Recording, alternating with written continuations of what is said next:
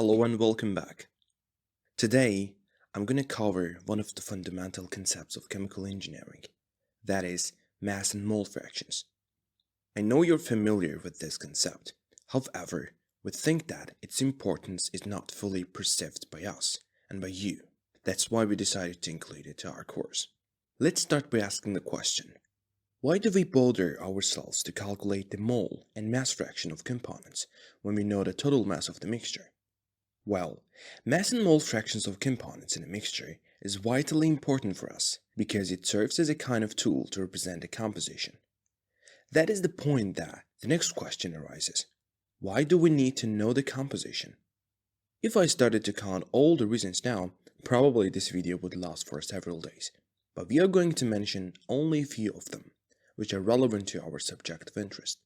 That is, oil and gas industry. Please pause the video and try to suggest answers to the question by yourself.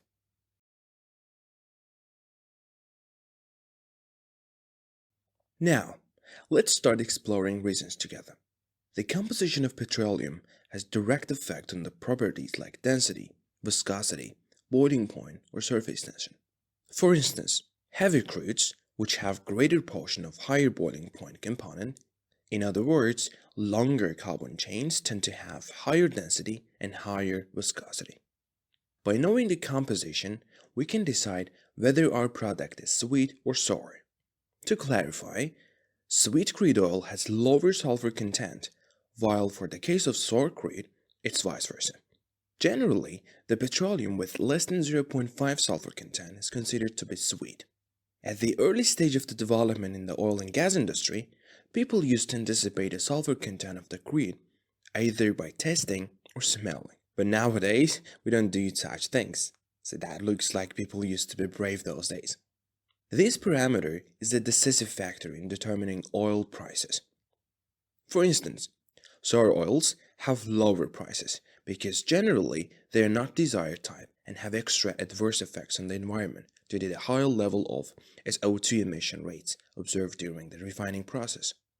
Mole and mass fractions enable us to evaluate aromatics, naphthens, and paraffin contents of crudes.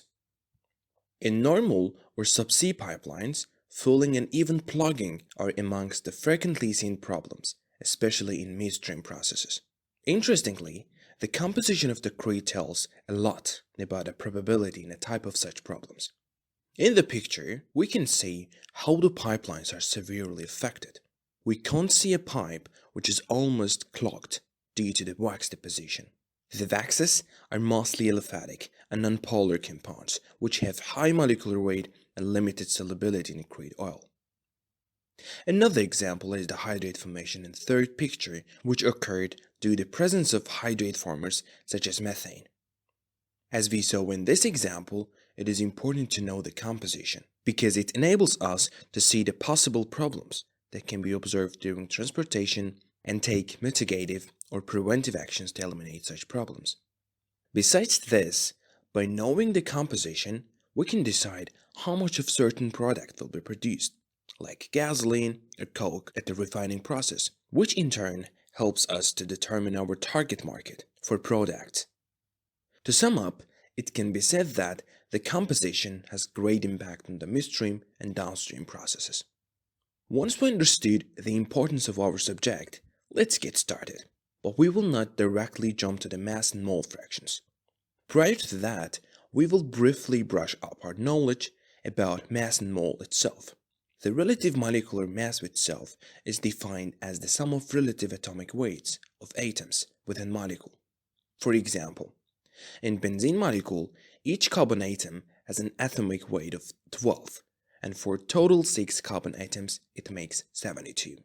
And each hydrogen atom has atomic weight of 1, and with 6 atoms, it will make 6.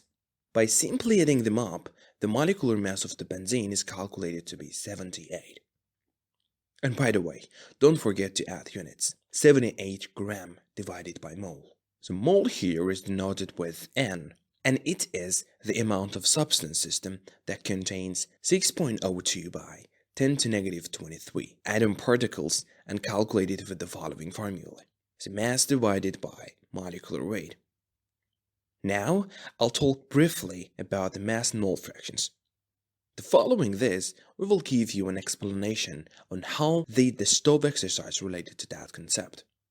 The mole fraction of a particular component is found by dividing the amount of that component by total amount present in the mixture, which is sum of all components. By the way, the sum of all mole fractions of compounds in a mixture is equal to 1. This is our golden rule. For the mass fraction, the case is almost the same. Both of them are calculated using the same logic. Mass fraction is the ratio of the mass of particular component. In this case, has our particular component to the total mass of the mixture. Likewise to the mole fraction, the sum of all mass fractions of components in the mixture must be equal to 1. As I stated before, mass and mole fractions are very similar concepts. They are calculated by using the same logic. Don't forget one thing. Despite of all mentioned similarities, they are not equal to each other. In some cases, there can be a component of which mass fraction is equal to its mole fraction, but it's rare. And don't expect that for all components. Well, that's all for this part. In the next video, you'll receive some instruction for exercise, where it's required to convert mole fraction to mass fraction. Welcome back. As we have promised in this video, we will learn how to convert mole fraction to mass fraction with the aid of an example, which is very similar to your assignment. Let's read the example and start solving. The composition of the fluid extracted by a platform is presented in the table. The values are supplied by the laboratory. So we ask to represent the composition of the fluid in terms of mass fractions. Well, it's very easy, and we will solve this example just in 5 steps. As you can see, we have a lot of components here, so that it will be better to solve this example with the help of Excel. But just to show the calculation, I'll choose one component. Let's say we work on methane, and we will do all the calculations for it. Well, I think we can start. Our first step was to take the basis. I have to say that is the easiest step because you can take it as whatever you want. That can be 1, 2, 3, 100, 10,000 and so on. But I have decided to take 1000 kilomoles. And taking on, it's completely up to you. You can think the basis is an imaginary number that represents the amount of components present in a mixture. In the second step, we will calculate the amount of each component. So we have the total amount, but now we need for particular amounts of each component. In order to do that, we multiply our total amount by mole fraction of each component, which is provided in the table. For example, the amount of the methane in the mixture was found to be 533.39 kilomole, and we repeat that step for all components in the mixture. And once you're done with that step, your table should look like this. The next is to calculate the mass of each component. In order to do that, we multiply our amount given in kilomole by the corresponding molar mass. And we find that the mass of methane in the mixture is 8,534.2 kilogram, and we repeat this step for all components. In the fourth step, we calculate the total mass, which is 92,938 kilograms. And once you complete it, your table should look like this. And this is our total amount. And finally, our fifth and the last step. Previously, we have provided you with the formula.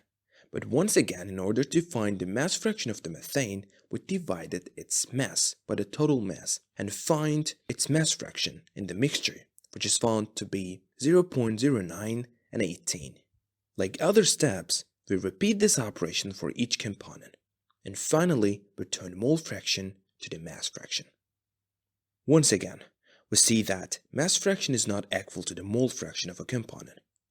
Alright, let's switch it to the assignment. You will solve this exercise yourself, but I will give some instructions. This is the composition of HP line fluid, and you are provided with the molar flow of each component.